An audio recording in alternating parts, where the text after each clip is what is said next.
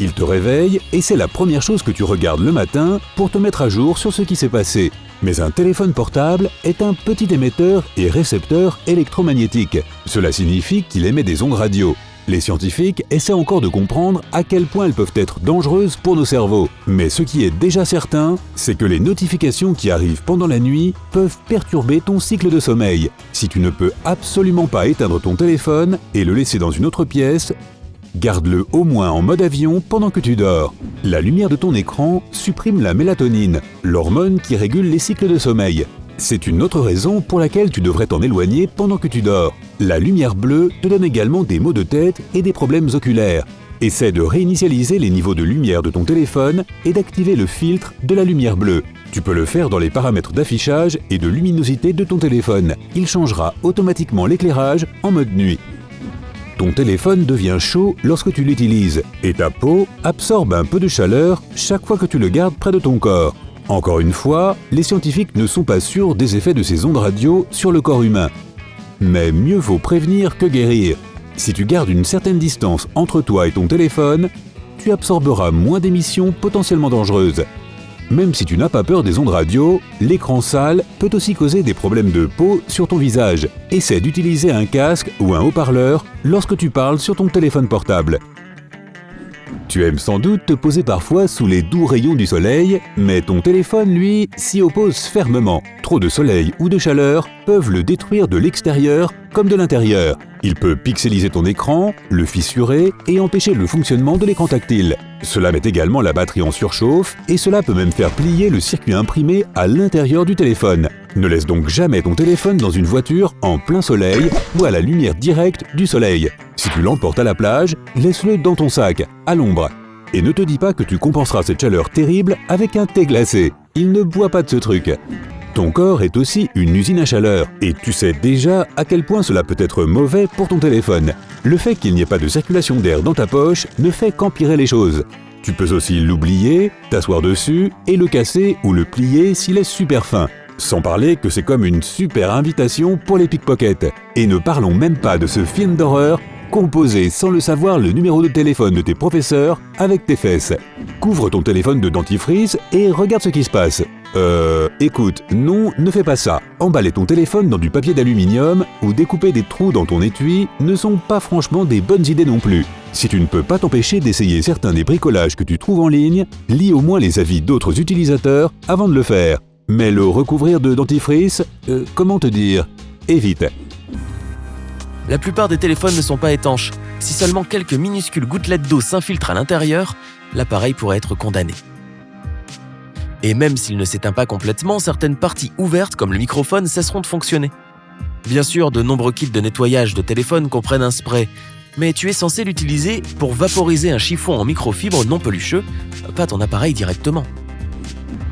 Si tu vois une charge de 0% sur ton écran une ou deux fois, tu n'auras pas de problème. Mais si cela se produit régulièrement, ton appareil risque de fonctionner beaucoup moins longtemps qu'il n'est censé le faire. Tous les téléphones possèdent un maximum de cycle de charge, c'est-à-dire quand tu charges ton appareil à 100% et que tu le laisses se décharger jusqu'à 0%. Si tu vides ta batterie complètement tous les jours, elle ne durera pas plus de 400 à 500 jours. Ils ne font que supprimer les applications qui s'exécutent en arrière-plan et ils effacent la mémoire cache de ton téléphone, c'est-à-dire une partie de la mémoire qui stocke les informations fréquemment utilisées. Tu peux facilement faire ça toi-même, et en utilisant une application d'optimisation de ta batterie, tu risques de voir des publicités intrusives sur ton écran sans arrêt. Voilà, je viens de supprimer la mienne. Toi aussi, tu t'aperçois que tu n'utilisais pas ton téléphone de manière optimale ? N'hésite pas à partager ton expérience dans les commentaires. Et ce n'est pas fini. Je ne dis pas qu'un fond d'écran animé n'est pas amusant. Qui ne préfère pas avoir toutes ces applications à portée de clic ? Mais si ton écran d'accueil est encombré, ton téléphone aura du mal à charger toutes tes applis en un même endroit. Les différentes fonctionnalités de ton appareil seront trop sollicitées, ce qui aura pour effet un ralentissement et des perturbations.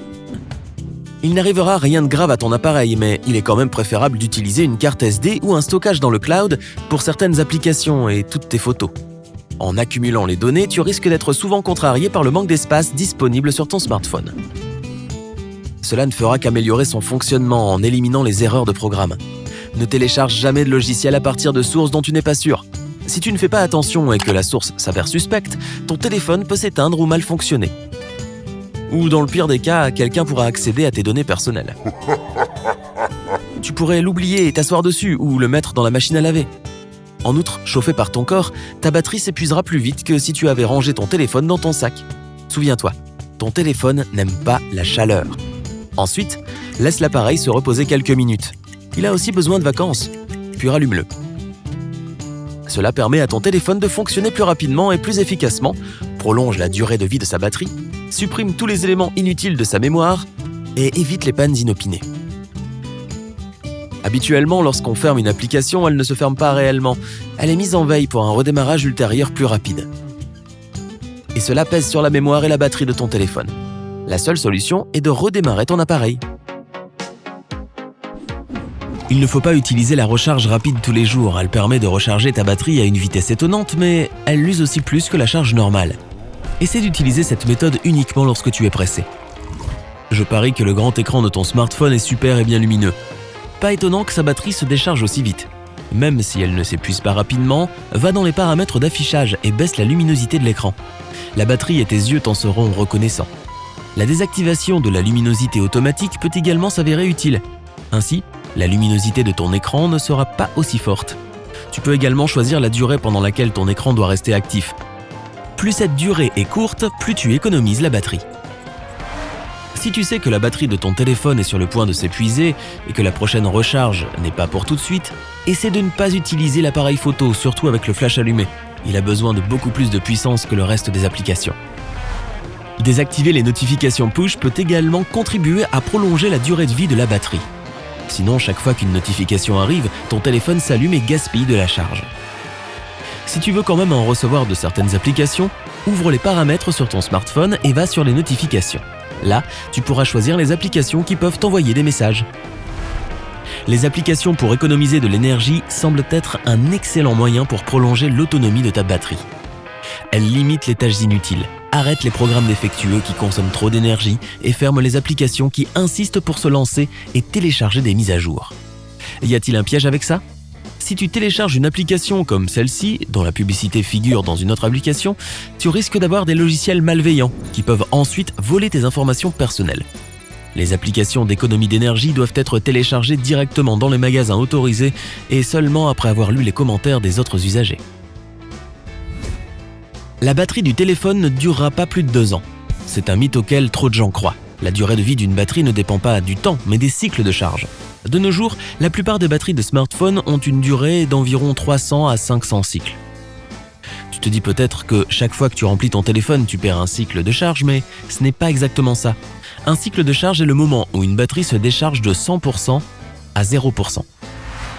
C'est pourquoi laisser la batterie de ton smartphone se décharger complètement avant de la recharger est une mauvaise idée. À partir du moment où elle est fabriquée, une batterie au lithium-ion, qui est la batterie utilisée par ton appareil, reste dans un état permanent de corrosion interne. Alors il est normal qu'avec le temps, elle ne puisse plus tenir autant de charge qu'avant. Si tu attends toujours que la batterie de ton téléphone se décharge complètement avant de la recharger, elle s'usera beaucoup plus vite que prévu. Il est préférable de ne pas laisser ta batterie descendre en dessous de 25%. Si tu n'utilises pas le Wi-Fi, éteins-le afin d'économiser de la batterie. Mais est-ce vraiment le cas ? Le Wi-Fi est beaucoup moins gourmand en batterie que la connexion cellulaire. S'il existe un réseau Wi-Fi à proximité, ton téléphone essaiera en effet de se connecter dessus. Sinon, ton appareil continuera à chercher un bon réseau Wi-Fi, mais il ne consommera qu'une infime partie de la batterie. N'utilise que le chargeur d'origine du fabricant. Il correspond parfaitement aux caractéristiques de ton téléphone. Les dispositifs moins chers de marque inconnue peuvent abîmer ta batterie. Il est même arrivé que des batteries aient pris feu à cause de chargeurs de mauvaise qualité. Si tu pars un moment sans emporter avec toi ton ordinateur portable, que ce soit en voyage, au travail ou dans un café, il vaut mieux retirer la batterie. Comme ça, elle ne se videra pas toute seule. Tu n'auras qu'à la remettre en place quand tu en auras besoin. Cependant, il n'est pas non plus recommandé de laisser trop longtemps une batterie inactive. Alors fais en sorte de la décharger et de la recharger au moins une fois par semaine, à moins que tu n'utilises un MacBook.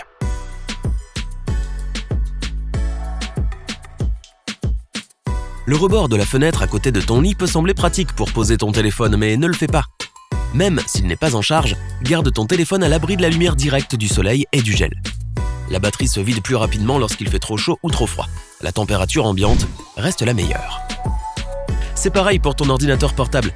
En hiver, quand tu rentres chez toi avec ton ordinateur, laisse-le se réchauffer un peu avant de l'allumer. Ne le laisse pas non plus geler ou surchauffer.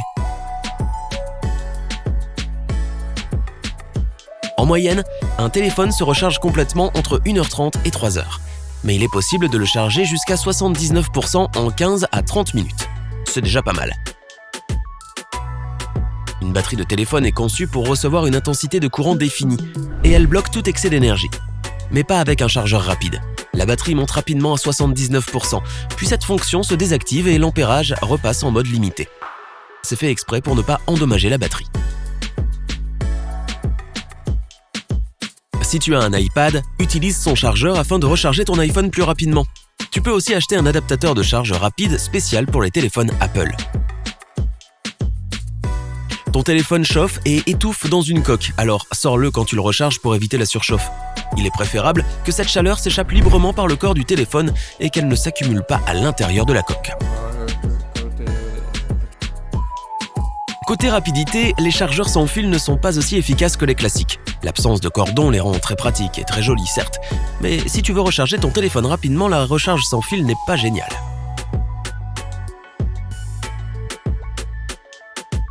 Utilise toujours ton ordinateur portable sur une surface plane. La chaleur doit en sortir de manière libre et uniforme. Quand tu le poses sur tes genoux ou sur un lit, il surchauffe et ça abîme la batterie. Sur Internet, on trouve de nombreux conseils pour recharger un téléphone en seulement 30 secondes, avec du papier d'aluminium ou des citrons. Les fabricants déconseillent absolument d'essayer toutes ces méthodes. Ne tombe pas dans le piège de la publicité mensongère, tu risques d'endommager ta batterie de manière irréversible. De nombreux utilisateurs de téléphone surfent sur le net avec ce navigateur, mais n'ont aucune idée qu'il y a un moyen de le modifier. Ouvre la page d'accueil de Chrome, touche le coin supérieur droit pour voir le menu déroulant et va dans Paramètres. Choisis ensuite Économiser des données et fais basculer l'interrupteur pour l'activer. Tu peux maintenant naviguer plus vite et économiser tes données mobiles. Pendant que tu essaies de prendre le selfie parfait, ton téléphone, lui, essaie de gérer tout le stress que tu lui imposes.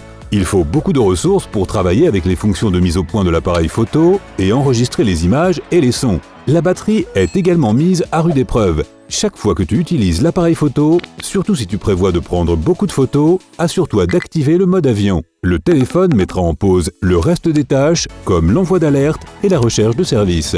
Redémarrer ton téléphone permet d'effacer sa mémoire vive, ou RAM, qui stocke des données inutiles. Tu ne dois pas le faire tous les jours, mais essaie de redémarrer ton appareil au moins une fois par semaine. Cela peut améliorer les performances et la durée de vie de la batterie. Le port de chargement de ton téléphone est probablement la partie la plus sensible de l'appareil, puisqu'on l'utilise très souvent. Un chargeur sans fil apporte un soulagement bien nécessaire à tous ces ports. En plus, le chargement sans fil est super pratique. Ouais, un bloatware. Ce sont ces applications qui sont préinstallées sur ton téléphone et qui utilisent ta mémoire. Elles peuvent aussi ralentir ton téléphone. Si tu n'as pas l'intention de les utiliser, il vaut mieux les désactiver ou les supprimer si tu le peux. Malheureusement, toutes les applications incluses en usine ne peuvent pas être désinstallées. Dommage, un fond d'écran lumineux et rempli de couleurs avec en plus des widgets, ça a l'air cool et c'est pratique. Mais tous ces éléments rajoutent des processus supplémentaires à l'appareil et affectent ses performances. Choisis plutôt une image simple pour ton fond d'écran et n'oublie pas de supprimer tous les widgets qui se mettent à jour automatiquement. Si tes applications tombent en panne sans raison, ça pourrait venir d'une mauvaise carte SD. C'est pourquoi le formatage de la tienne peut t'aider à améliorer les performances de ton téléphone. En outre, il supprimera tous les fichiers inutiles créés par le système Android et le reste des applications. Tu pourrais te dire que stocker la plupart de tes applications sur une carte SD est une bonne idée, car cela libère de l'espace de stockage interne. Mais en réalité, la mémoire interne est bien plus rapide que les cartes SD. Même si elle n'est pas très grande, il n'y a pas assez d'espace pour mettre toutes tes applications dans la mémoire interne. Déplace les applications que tu n'utilises pas beaucoup vers la carte SD. Ok, je suppose que je vais faire ça tout de suite. Tous tes selfies, les photos de ton chat quand il dort, les documents importants et la musique que tu télécharges devraient aller sur le nuage. Cela aidera ton téléphone à mieux fonctionner et toutes tes photos seront accessibles sur tous tes appareils. De plus, cela libère de la mémoire interne. Les batteries des téléphones sont semblables aux muscles de notre corps. Il est préférable de leur faire un entraînement modéré que de s'épuiser à la salle de sport pendant très longtemps. Bien sûr, il est parfois bon de recharger complètement son téléphone, mais il ne faut vraiment le faire qu'une fois par mois. Si tu le fais tout le temps, la batterie ne supportera qu'environ 600 cycles de charge au total. Il est préférable de recharger ton téléphone régulièrement, mais seulement un peu. S'il est à 60% et que tu le recharges ensuite pendant quelques minutes dans la voiture ou dans un café, ta batterie pourrait supporter jusqu'à 1500 cycles de recharge au total. Essaye de toujours garder ton téléphone entre 40% et 80% de charge. Tous les téléphones émettent une lumière bleue qui peut nuire à tes yeux. Nous avons des photorécepteurs à l'intérieur de nos yeux, des cellules spéciales qui capturent une image visuelle et la transmettent au cerveau.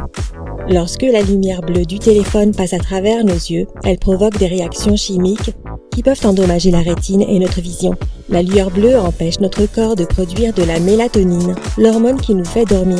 Habituellement, lorsque la mélatonine cesse d'être produite, nous nous réveillons. Alors faire défiler ton fil d'actualité sur les réseaux sociaux avant de s'endormir peut être très nocif pour ton corps. Certains téléphones ont un type d'écran spécial appelé écran AMOLED ou OLED. Ce qui est bien avec eux, c'est qu'ils peuvent t'aider à économiser ta batterie. Leur écran n'émet de la lumière que lorsque du courant les traverse. Une couleur noire signifie l'absence de lumière. Donc si tu mets une image très sombre comme fond d'écran et que tu as un de ces écrans, il n'y aura pas beaucoup de courant qui le traversera. La lumière ne viendra que des petites icônes et des symboles de ton écran et tu économises ainsi une partie de la charge de ta batterie. Jusqu'à 90% des gens en ont fait l'expérience. C'est comme si ton téléphone vibrait. Tu mets ta main dans ta poche, mais ton téléphone ne sonne pas pour autant. Ou plus bizarre encore, ton téléphone n'est même pas là-dedans. Nous sommes tellement habitués à ce que nos téléphones soient dans nos poches que nous avons développé un nouveau réflexe. Si notre téléphone sonne, notre main s'y glisse automatiquement. Ce réflexe se déclenche dès que nous sentons des vibrations. Il peut s'agir d'un simple frottement contre nos vêtements ou d'une contraction musculaire. Mais ton cerveau pense que c'est un appel. Lorsqu'il commençait à être vendu dans les magasins, les gens pensaient que les téléphones portables pouvaient être vraiment dangereux sur les vols. Beaucoup d'experts craignaient que le signal radio d'un téléphone ne perturbe l'électronique d'un avion. Cependant, personne ne sait avec certitude si cela s'est déjà produit en vol. Mais juste pour être sûr, tous les téléphones modernes ont le mode avion installé. De nos jours, la plupart des smartphones sont recouverts de verre pour des raisons esthétiques. Mais ce choix de conception présente un inconvénient. Même la plus petite bosse peut fracturer la surface de ton téléphone. Mais pourquoi les écrans des téléphones sont-ils en verre et non en quelque chose de plus difficile à casser, comme le plastique ? Le plastique est plus résistant que le verre lorsqu'on le laisse tomber. En fait, tu peux acheter des smartphones avec des écrans en plastique à un prix bien plus bas. Mais l'écran ne fonctionnera pas aussi bien qu'un écran en verre. Les écrans tactiles en verre des smartphones sont plus sensibles à tes doigts que ceux en plastique. Ils réagissent donc plus rapidement. Le verre n'est pas seulement plus chic que le plastique, c'est aussi un matériau plus fiable. Un autre inconvénient de l'utilisation du plastique est sa souplesse. Cela signifie que pratiquement tout peut le rayer. Si l'écran de ton téléphone était en plastique, tu ne pourrais pas le transporter dans ton sac sans qu'il ne soit rayé par un autre objet.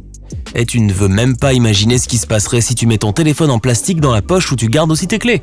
Oh!